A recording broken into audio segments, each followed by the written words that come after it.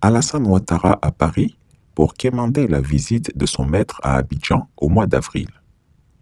Alassane Ouattara, on peut le définir comme un esclave libéré des chaînes, mais qui pleure toutes les larmes de son corps pour retourner lui-même et de son propre gré se faire enchaîner de nouveau.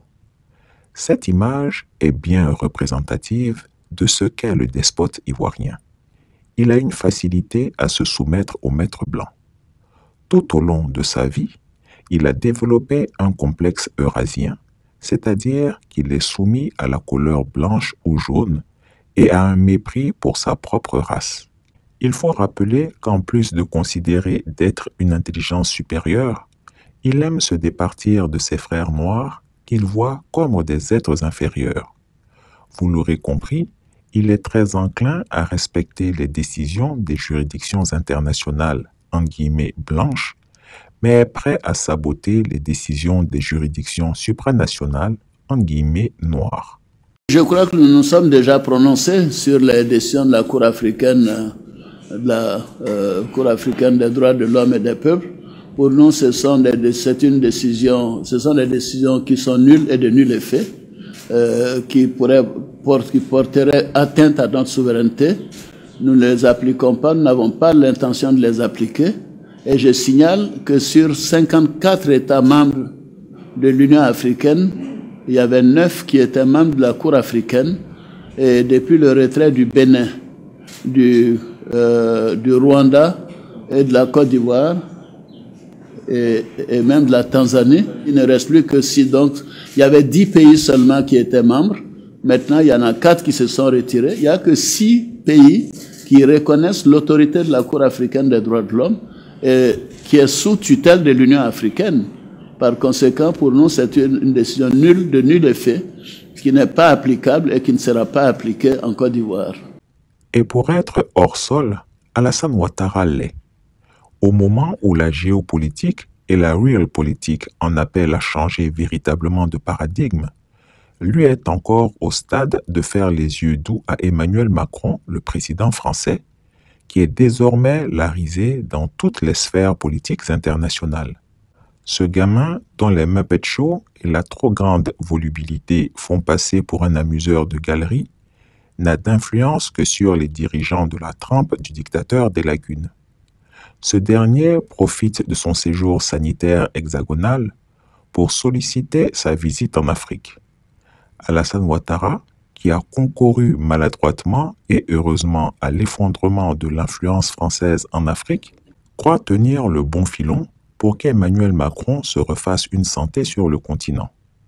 En même temps, le maître Macron en Côte d'Ivoire serait synonyme d'adoubement de toute la politique qu'il a menée, lui garantissant du même coup un 4e mandat qu'il dit pourtant ne plus vouloir. Malheureusement, Alassane Ouattara ne laisse jamais la proie pour l'ombre. S'il a l'intention de caporaliser le pouvoir en Côte d'Ivoire, il n'en demeure pas moins qu'il souhaite régler des comptes, et ce, avec les impertinents de l'AES, comme il aime les appeler.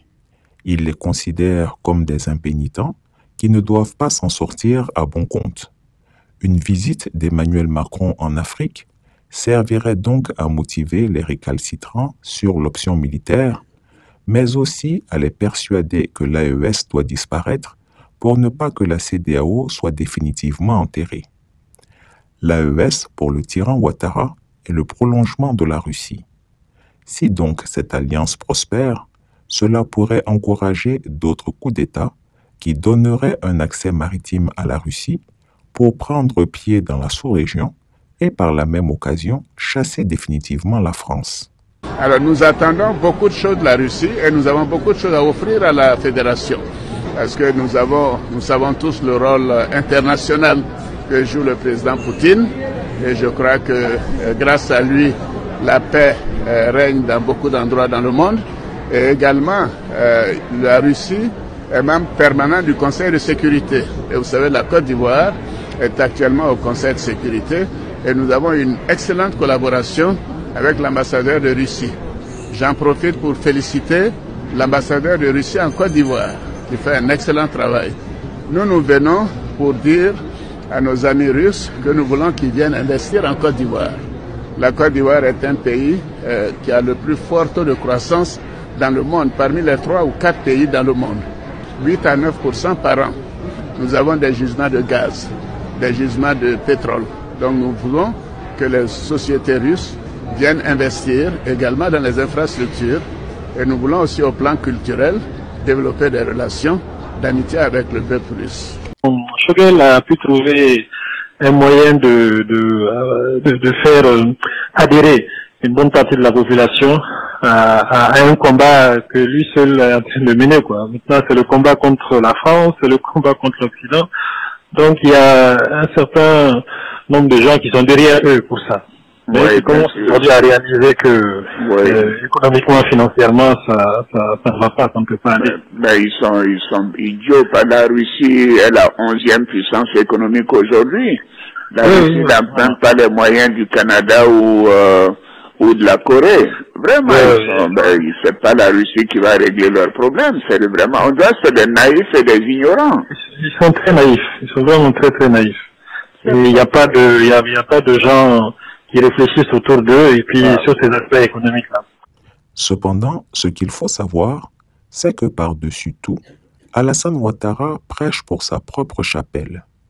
Si lui et son clan perdent le pouvoir, ça sera la Bérésina et la fin du monopole qu'il a sur toutes les affaires, avec son corollaire de prévarication des deniers publics et de corruption de haut vol.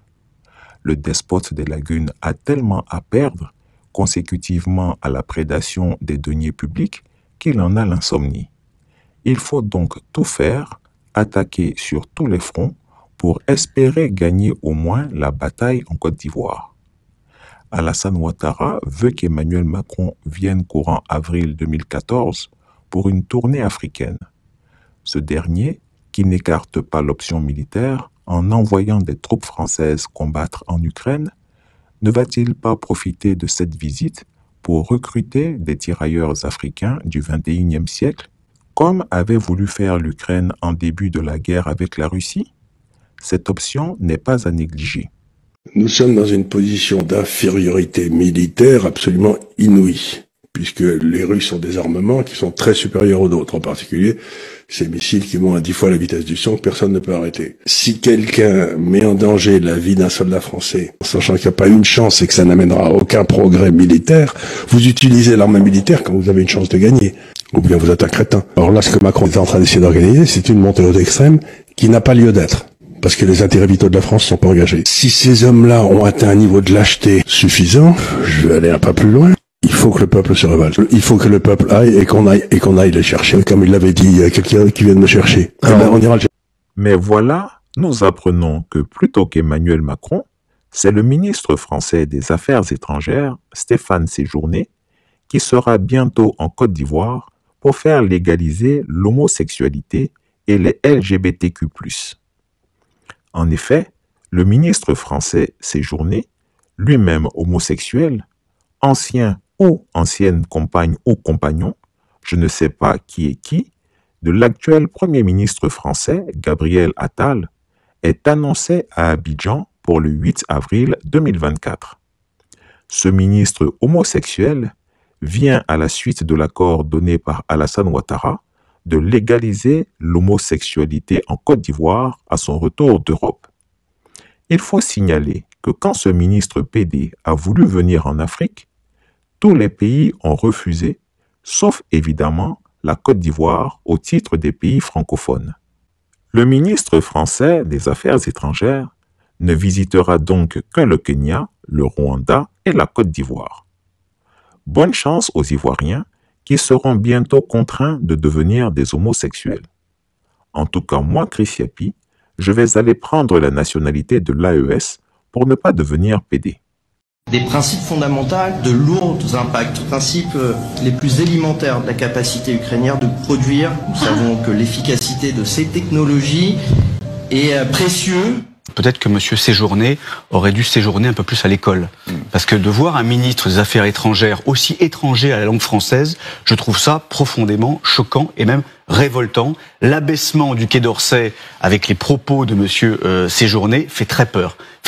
Et ça en dit long excusez-moi, sur les principes fondamentaux de la République, 3 fautes de français en 5 minutes d'interview.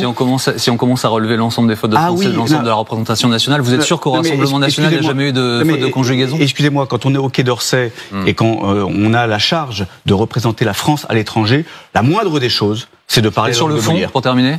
Chris Yapi ne ment pas. Retrouvez Chris Yapi sur ses 2 chaînes YouTube, sa chaîne Dailymotion, Instagram et VK.